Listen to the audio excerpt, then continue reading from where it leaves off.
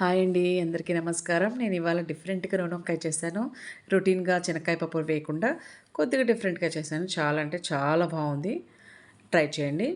ఇప్పుడు ఆయిల్‌లో జీలకర్ర, పచ్చిమిరపకాయ, 2 ఆనియన్స్ వేసి బాగా వేయించేసుకుందాం.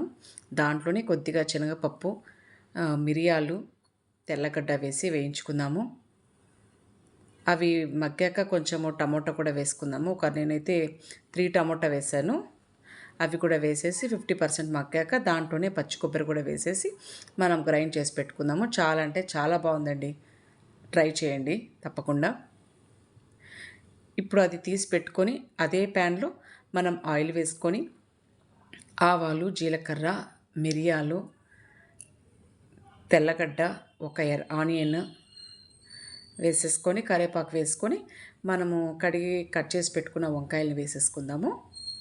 సాల్ట్ వేసేసి కాసేపు మగ్గపెట్టేద్దామండి. బాగా పెట్టేసుకొని క్యాప్ పెట్టేసి ఒక 10 మినిట్స్ మగ్గితే చాలా బాగుంటుంది. వంకాయ బాగా మగ్గి లోపల ఉడుకుతుంది బాగా. క్యాప్ పెట్టేసుకొని జస్ట్ ఒక 10 మినిట్స్ వదిలేసేయండి. చూడండి ఎంత బాగా మగ్గాయో. ఇప్పుడు దాంట్లో పసుపు, కారము, ధనియాల పొడి వేసి మళ్ళా పెట్టేసుకొని మనము చింతపండు పులుసు వేసేసుకుందాము. కొద్దిగా వాటర్ కూడా వేసేసి అది ఉడికేదాకా మళ్ళీ ఒక 10 నిమిషాలు చింతపండు నీళ్ళలో ఉడకాలండి. చూడండి బాగా మగ్గిపోయింది. చింతపండు పులుసు కూడా ముక్కల్లోకి పోయి చాలా బాగుంది. ఆ పేస్ట్ మనం రెడీ చేసుకున్నాం కదా, ఆ పేస్ట్ అంతా వేసేసి అది కూడా పెట్టేసుకొని సరిపడా వాటర్ వేసుకొని నూనె పైకి తేలేదాకా ఉడకబెట్టుకుంటే చాలండి. నీళ్ళు పోసుకొని నూనె అనేది పైకి తేలేదాకా ఉడకబెట్టుకుంటే చాలండి.